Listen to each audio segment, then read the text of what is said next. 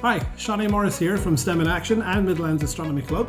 I'm just giving you a little short video here to show you something about what we call meteorites.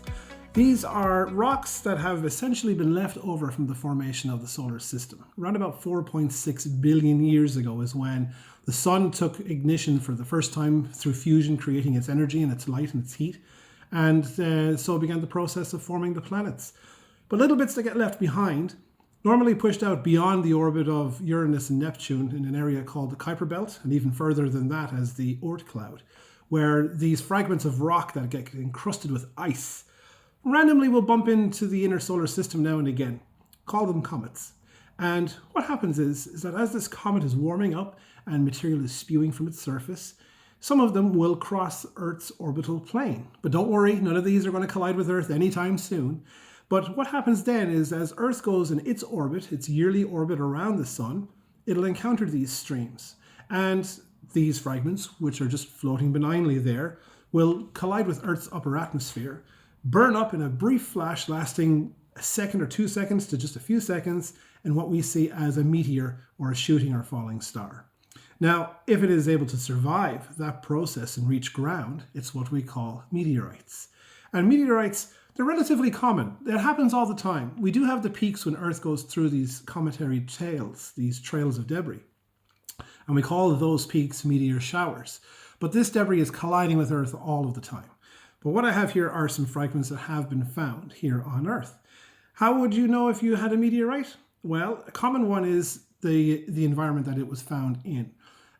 Favorite places to look for these are the Antarctic and the Arctic, because you got ice sheets and snow sheets.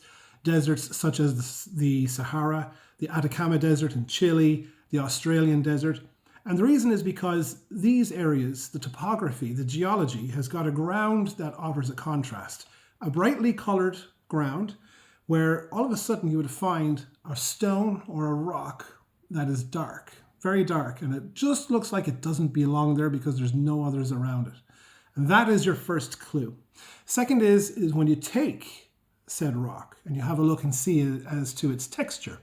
This one will have two textures, as you can see.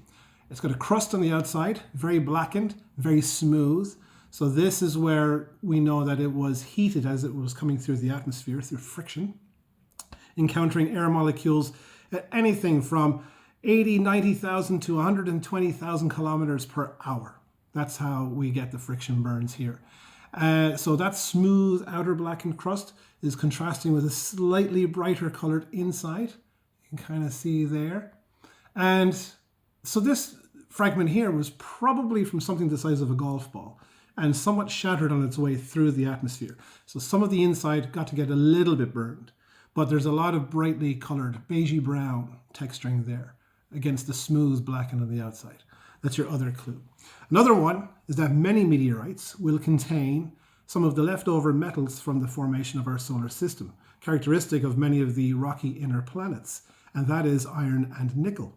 And how you know then is if you take a magnet and see if the stone is attracted to that magnet. And there you go. There's a clue for you.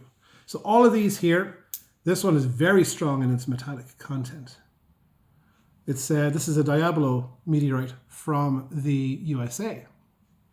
These ones here were from West Africa.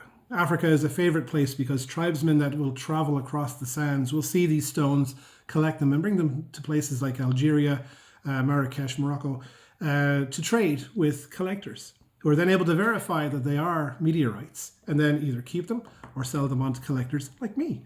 Here is one I recently obtained. This is a good, what is this? This is 121 grams of a stone, and it has that kind of eaten away exterior. It hasn't been touched or polished or resined in any way, but it was cut deliberately and polished on the inside to kind of show you the flecking of silica, basalt, iron, nickel as a typical meteorite.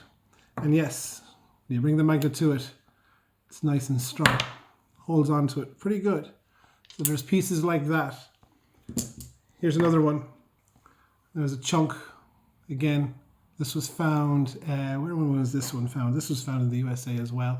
And again, it was cut inside, polished, so you could see the flecking. There's a little bit of hints of rust, which is common because iron oxidizes, turns into ferrous oxide as it reacts with the oxygen.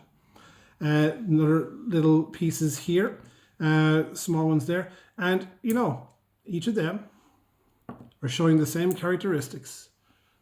We got pitting from the searing, and we have the magnetic test, which is there because this isn't very common for rocks in Earth's crust. The abundance of iron in Earth resides in the outer and the inner core. It does make its way up now and again through magma chambers and so on, and comes out in volcanoes. But predominantly, all of this is what you may say is extraterrestrial in origin. Simply means that it's not from Earth. These would come from those comets out in the Oort cloud, asteroids over time, collisions between asteroids as they slam together and chunks come off. On a rare occasion, it has been ascertained from certain cometary or rock fragments to come from particular comets or asteroids because we've got samples of them here on Earth that have been collected by spacecraft. So there you go. If you want to check out more, I would suggest if you check out, it is, one collector I got from is meteoritesera.ie or meteoritesera.etsy.com. And also through meteorites.ie, which also have a little bit of help from K-Tech Telescopes online, ktechtelescopes.ie. For now, these are a nice little piece, nice ensemble of pieces to have for doing astronomy and space outreach. Kids and adults alike like to get their hands on these because you know what?